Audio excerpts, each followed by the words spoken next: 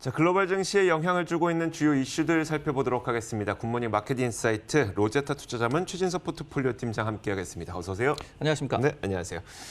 마틴 루터 킹 데이로 미국 증시가 휴장한 김에 최진석 팀장이 오늘은 모처럼 이제 미국 증시를 좀 중간 점검해보는 시간을 마련했다면서요? 네, 좀 어디까지 올라갈까 이런 분위기가 계속해서 좀 확산이 되고 네네. 있고 그러면서 최근에 이제 시장에 나오고 있는 얘기들이 뭐고 또 거기서 좀 생각해볼 부분이 뭐가 있을까 뭐 이런 부분들을 좀 생각을 해봤고 또 전해드리려고 오늘 준비를 해봤는데요. 네. 우선 새해 들어서도 미국 증시가 정말 파죽지세로 올라가고 있는데 몇 가지 좀 숫자로 표현을 해봤습니다. 보시면은 S&P 500 지수가 2020년 들어서도 지금 3.1% 추가로 상승을 했습니다. 네. 작년에 한 29% 정도 상승을 했었죠. 그리고 이제 보통 이 19년도 10월부터 좀 증시 랠리가 가속화됐다라고 얘기를 좀 많이 하는데 그때 이후로 봤더니 한 12% 정도 상승을 했고요. 그리고 2020년 들어서 12거래일을 이제 거래를 했더라고요. 근데 이제 그 중에 8거래일이 상승을 하면서 3분의 2가 지금 상승장이 펼쳐지고 있고 그리고 나스닥 같은 경우에는 작년에도 상승률이 더욱더 높았는데 올해도 벌써 4.6%나 상승을 하고 있고요. 반면에 이렇게 지난해 10월부터 가파른 좀 상승세가 나타나다 보니까 포워드 PER은 지금 18.6배까지 좀 상승해 있는 그런 상황입니다. 네, 알겠습니다. S&P가 뭐 2020년 들어서 3% 올랐다는 거는 이제 3주차 정도가 되니까 뭐 일주일에 1%씩은 꾸준히 올랐다는 얘기네요. 그러네요. 네. S&P 500 뭐 3,300 돌파할 것이냐, 그리고 다우 지수는 3만 갈 것이냐, 나스닥은 1만 돌파할 것이냐. 맞습니다. 이런 기대감들이 계속 있거든요. 어디까지 갈 것 같으세요? 그래서 이제 제가 시장에 대해서 지금 얘기가 나오는 것 그리고 이것을 좀 한번 반박을 해보면서 네네. 여러분에게 좀 균형 잡힌 그런 시각을 좀 가져보시라 이렇게 말씀을 드리고 싶은데 네. CNBC에서 이제 딱 이 적절한 좀 기사가 있더라고요. 그 요지가 미국 증시 지금 랠리가 이익 성장과 그리고 경기 성장 반등에 대한 기대감으로 올라왔다라고 생각을 한다면 이거는 틀렸다 이 얘기가 되겠습니다. 그래서 제가 지금 이 의견을 한번 좀 반박을 해볼 네네. 텐데요. 먼저 이제 실적 부분입니다. 그 CNBC 기사에서 얘기하고 있는 요지는 19년도 4분기에 S&P 500 기업들의 EPS가 0.3% 감소했을 것으로 지금 예상이 되고 있죠. 그렇죠. 근데 이게 2020년도 1분기에는 6% 정도로 증가율로 반등할 것이다라고 예상이 되고 있습니다. 하지만 이 역시도 전망치가 계속해서 좀 낮아지고 있고 그리고 기대감 대비해서도 주가가 너무 많이 올랐다. 즉 PER이 너무 높아졌다라는 얘기가 결국 되겠죠. 물론 이제 18.6배라는 수치는 5년 평균이 16.7배 그리고 10년 평균인 14.9배에 비해서는 훨씬 높아진 거는 사실입니다. 근데 이제 제가 한번 그림을 준비를 해봤는데요. 네네. 한번 보시면은 섹터별로 PER을 한번 보시겠습니다. 근데 이제 IT가 가장 높죠. 제일 왼쪽에 있는 것이 지금 IT의 PER이 될 텐데 지금 보시면은 지금 22.7배로 지금 책정이 돼 있고 그리고 5년 평균도 17.5배, 10년 평균도 15.1배로 지금 PER이 20을 돌파하고 있는 다른 업종들 대비해서 5년 평균과 10년 평균도 상대적으로 좀 높음을 알 수가 있죠. 네. 이게 무슨 얘기가 되냐면은 생각을 해보면은 저희가 첨단 산업 아니면은 성장성이 굉장히 높은 IT 기업, 즉 기술주에 대해서는 높은 밸류에이션은 과거에도 좀 부여를 해왔다라는 얘기가 되겠죠. 네네. 그리고 다음 그림을 한번 보시면요, 굉장히 좀 흥미로운 게 미국 증시에서 이 기술주의 비중이 상당히 좀 높아졌습니다. 지금도 이 S&P 500 지수 구성하는 업종들 가운데서 비중이 가장 높은 게 기술주인데 2009년 3월에는 이 기술주의 비중이 17.8%였습니다. 근데 이게 지금은 23.2%로 높아졌거든요. 그러면은 어떤 얘기가 되냐면은 결국은 시장이 엄청나게 고평가돼 있다라기보다는 최근에 이제 4차 산업혁명이라는 그런 큰 이 트렌드의 변화도 있었고 그렇죠. 그렇기 때문에 어떤 원래도 고밸류를 받을 만한 기술주의 비중이 높아져서 전체 PER이 높아졌다라고 한번 생각해 볼 수 있지 않을까 이런 좀 분석을 해봤습니다. 알겠습니다. 얼마 전에도 이제 외신에서 미국 증시의 어떤 그 비중이 너무 커지고 있는 5개의 기업들, 뭐 구글이라든지 마이크로소프트, 애플과 같은 5개의 기업들로 자금이 너무 크게 쏠려 있다라는 이야기가 나왔었는데 좀 비슷한 맥락인 것 같은데 이게 의미를 좀 찾기가 어려울 것 같아서 다시 한번 여쭤보자면 그럼 이렇게 비중이 늘어난 걸 우리는 걱정해야 되는 건지 아니면 뭐 이 과거에도 IT 기업에 대한 밸류에이션은 높이 좋았기 때문에 이 정도 밸류에이션은 그래도 우리가 소화할 수 있는 정도인지 어떻게 보시는 건가요? 그러니까 그 두 개 중에서 사실 정답은 없죠. 네네. 그래서 제가 그 여러 두 가지의 의견을 말씀을 드리고 네네. 말씀해주신 딱 그 두 개 중에서 한번 이 선택을 해보시라, 판단을 해보시라 이렇게 말씀을 드리는 건데 네네. 두 가지가 다 맞는 얘기인 게 왜냐하면은 첫 번째로 이거를 걱정해야 한다. 이 부분에 대해서는 또 얘기를 할 수 있습니다. 왜냐하면은 이렇게 기술주들의 PER이 과도하게 높아졌을 때가 바로 닷컴 버블이거든요. 그리고 지금 저희가 이 미국 증시에 대해서 좀 거품이다 이런 논란이 있는 중에 하나가 네네. 닷컴 버블 과 비슷한 상황이 벌어지고 있다. 이렇게 얘기를 하고 있잖아요. 네네. 그래서 이런 측면에서 보자면은 기술주들의 비중이 너무 높아지고 그리고 PR이 높아지는 게 걱정이라고 할 수도 있겠지만은 네. 앞서서 말씀을 드렸듯이 저희가 지금 살고 있는 좀 세계가 좀 바뀌었잖아요. 그렇죠. 어떻게 본다면은 어제 저희가 말씀을 드렸던 뭐 로봇 수술에 대한 그런 기기도 네네. 예전에는 없었고 네. 그리고 첨단 IT 기술도 예전에 없었던 것이 많이 나왔기 때문에 여기에 대해서는 어떤 역사적인 그런 평균을 적용하기보다는 좀 더 높은 밸류에이션을 부여할 만하다라는 거죠. 그래서 그 두 부분을 다 말씀을 드린 거고 네네. 판단은 이 각자 좀 하셔야 될 것 같습니다. 저는 개인적으로 어떤 생각이 드냐면 닷컴 버블하고 비교하시는 분들 굉장히 많지만 그 닷컴 버블 때를 떠올려 보시면은 그 뭐라고 해야 될까요? 작은 기업들의 맞습니다. 강세가 굉장히 많이 나타났었어요. 그때는. 그래서 뭐 이 기업이 얼마나 성장하고 있는지 모르겠지만 그리고 이 기업이 얼마나 돈을 버는지 모르겠지만 기대감만으로 이제 많이 부풀어 올랐다면 사실 지금 고 밸류에이션을 받고 있는 기업들은 사실 돈을 굉장히 잘 버는 기업들이고 우리가 흔히 자기 자본 이익률이라고 하잖아요. ROE. ROE도 뭐 한 40에서 50% 내는 기업들이기 때문에 이게 진짜 닷컴 버블의 고평가와 비슷한가라는 생각이 좀 들더라고요. 이렇게 딱 생각을 하시면 적절할 것 같아요. 제가 이제 던져드리고 네네. 자신의 생각을 이렇게 생각하시면 될 것 같은데 말씀해 주셨듯이 네네. 그때는 스타트업들이 우후죽순처럼 나타났었고 뭐 우리나라에서도 인터넷 이 시대라고 해가지고 그렇죠. 마구잡이로 이제 상장을 하고 뭐 이랬던 네네. 경험이 있지 않습니까? 근데 지금은 IT 공룡들을 보면은 이미 몇 억 명의 어떤 그런 사용자 기반을 갖추고 있죠. 그렇죠. 여기에서 더욱더 돈을 어떻게 벌까 이런 궁리를 하고 있는 그런 상황이기 때문에 예전과는 좀 다르다라는 해석이 그래서 또 가능한 부분이 되겠죠. 저희가 뭐 시청자님들을 약간 이렇게 푸시하는 것 같긴 합니다만, 뭐 저는 개인적으로 좀 그런 생각을 네. 좀 하고 있습니다. 근데 뭐 판단이 맞을지 아닐지는 좀 역사가 판단을 해주겠죠. 좋습니다. 이제 경기 반등에 대한 기대감으로 증시 상승을 좀 경계하는 시각 이런 것도 있습니까?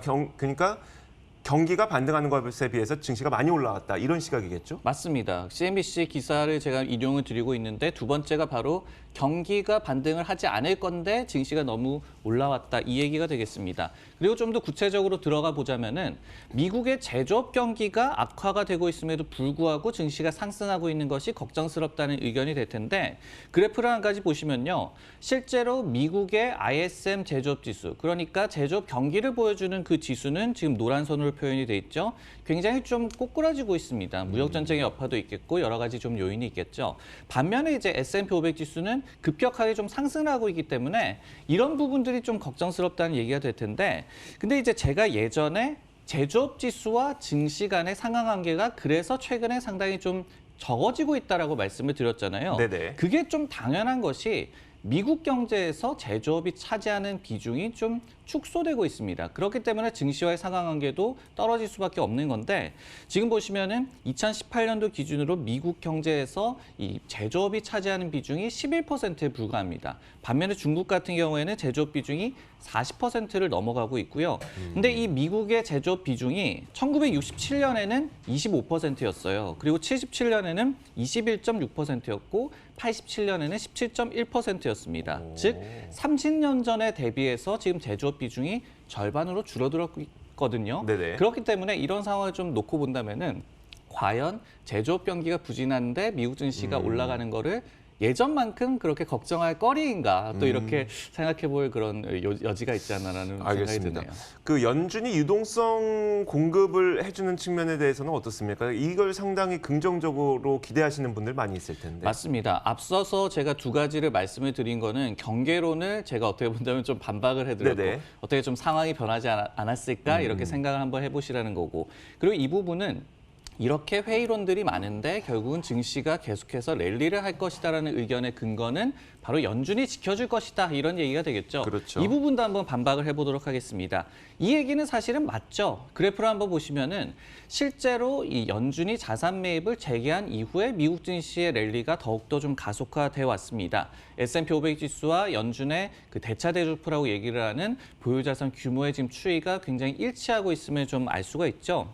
연준이 지난 2017년 10월에 보유자산 축소를 개시를 했죠. 긴축에 들어갔었는데, 근데 작년 9월 말에 이제 레포 금리가 급등을 하면서 이 자금 경색에 대한 우려가 상당히 좀 그렇죠. 많았고, 그러면서 이 자금 매입, 그 자산 매입을 연준이 재개를 했죠. 그리고 그 후에 랠리가 좀 가속화됐는데, 연준이 2020년도에 금리 동결을 좀 시사를 했으니까 이제 앞으로도 연준이 좀 지켜줄 것이다. 이렇게 좀 안심할 수가 있겠는데, 근데 연준이 금리 정책에 대해서 변화를 준다는 거는 바로 인플레이션 트렌드가 변했을 때 아니겠습니까? 네네. 근데 지금의 저인플레가 좀 이어지고 있는 것 중에 가장 큰 요인 중에 하나가 유가가 많이 떨어졌다라는 얘기가 되거든요. 네네. 근데 이런 부분들이 갑자기 유가가 좀 상승을 한다든지 이렇게 인플레이션의 갑작스러운 변화가 있었고, 그리고 연준이 만약에 정책을 급격하게 또 변화시킨다면은 이렇게 또 안심하고 있는 시장이 또 조정을 맞을 가능성, 이런 부분들도 좀 염두를 하라고 마지막으로 말씀을 드리고 싶습니다. 결국은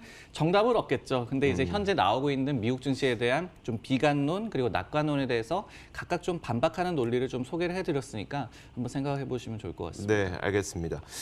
자, 이제 저희가 그 종목들을 한번 살펴볼 텐데, 최진석의 종목 레이더라고 저희가 매주 월요일마다 보내드리는 이 코너가 있습니다. 그 코너에서 저희가 쭉 소개해드렸던 종목들의 지금 점검을 한번 해주신다고요, 오늘? 네, 그 중에서도 이제 퀄컴에 대한 얘기를 좀 해보고 싶어요. 네네. 퀄컴을 제가 11월 8일에 소개를 해드렸더라고요. 근데 그 이후에 주가가 좀 부진했죠. 새해 초에 이제 중간 점검을 했을 때도 퀄컴이 주가가 한 1% 이상 하락을 해서 좀 부진한 흐름이 나타났었는데, 근데 올해 들어서 퀄컴이 주가가 8.7%나 지금 상승을 하고 있습니다. 그리고 지난주 금요일에도 시티그룹이 중립에서 매수로 투자 의견을 상향을 했고, 그리고 목표 주가도 89달러에서 108달러로 대폭 상향 조정을 하면서 주가가 4% 이상 급등을 했거든요.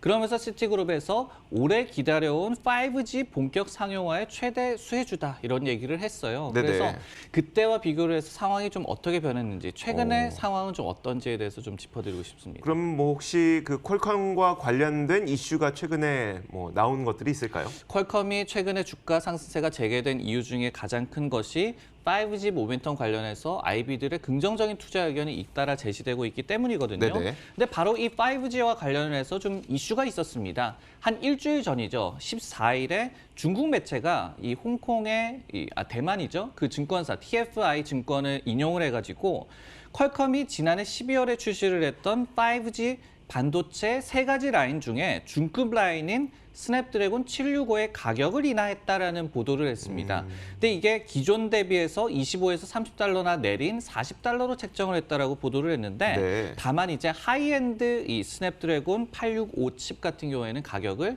120에서 130달러로 유지를 했다, 이런 좀 중요한 보도가 나왔었습니다. 보통 우리가 반도체를 보면은 이 반도체 가격 인하는 영업이익의 감소로 연결되기 때문에 부정적인데, 퀄컴의 제품 가격 인하는 좀 다르게 해석할 수 있을까요? 이번 보도에서도 그래서 그런 얘기가 나왔습니다. 5G 폰 수요가 기대보다 못할 것이라는 예상에 퀄컴이 가격을 내렸다, 이런 네. 지적이 있기는 했거든요. 하지만은 그것보다는 퀄컴에 어떻게 본다면 좀 전략이다라는 해석 쪽으로 지금 더욱더 쏠리고 있고, 그렇기 때문에 시장이 우려를 하기보다는 퀄컴이 주가가 최근에 잘 가고 있지 않나라는 생각이 드는데요. 네. 한 가지 좀 그래프를 보여드리겠습니다. 현재 퀄컴은요, 이 모바일 프로세서 시장에서 대만의 패블리스 기업인 미디어텍이라는 기업과 굉장히 치열한 경쟁을 하고 있습니다. 지금 점유율도 퀄컴이 한 30% 정도, 미디어텍이 20% 정도인데, 바로 이 미디어텍이라는 기업이 작년 11월에 7나노미터 기반의 5G 통합 칩셋인 디멘시티 1000 그리고 저가형인 디멘시티 800을 출시를 했어요. 근데 디멘시티 1000 같은 경우에는 가격이 60에서 70달러고 800 같은 경우에는 40에서 50달러입니다. 무슨 얘기가 되냐면은 퀄컴 입장에서는 디멘시티 1000, 그러니까 하이엔드급 같은 경우에는 자사의 스냅드래곤 865에 비해서 이게 성능이 떨어진다. 그렇기 때문에 하이엔드 같은 경우에는 가격을 내리기보다는 성능과 자신들의 브랜드 인지도로 승부를 하겠다. 반면에 저가형은 우리가 가격을 내려서 이런 가격 전략으로 두 마리 토끼를 잡겠다. 이런 전략을 좀 내놓은 것으로 지금 보여지고 있습니다. 알겠습니다.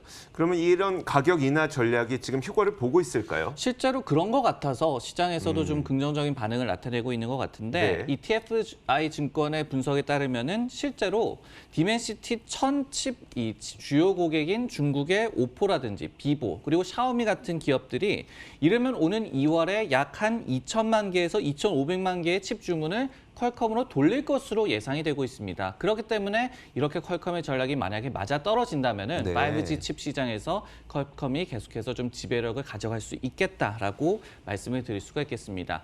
과거에 제가 퀄컴을 소개를 해드리면서 모멘텀 3개로 첫 번째로 5G 모멘텀, 그리고 두 번째로 법적 리스크 해소. 이 부분은 지금 삼성이라든지 LG와도 또 재협상을 하면서 라이선스 계약을 또 잘 하려고 노력을 하고 있죠. 네. 그리고 세 번째로 신흥 시장에 대한 또 모멘텀을 말씀을 드렸는데 말씀을 드렸듯이 중국 기업들이 퀄컴에 대해서 칩을 더욱더 살려고 한다라고 말씀을 드렸잖아요. 네. 그렇기 때문에 지금 상황에서도 제가 그때 말씀드린 세 가지 모멘텀은 좀 유효하다라고 좀 정리를 여전히 드릴 수가 있겠습니다. 살아있다. 알겠습니다. 자, 로지스타 투자자문 최진석 포트폴리오 팀장과 함께 이야기 나눠봤습니다. 고맙습니다. 네, 고맙습니다.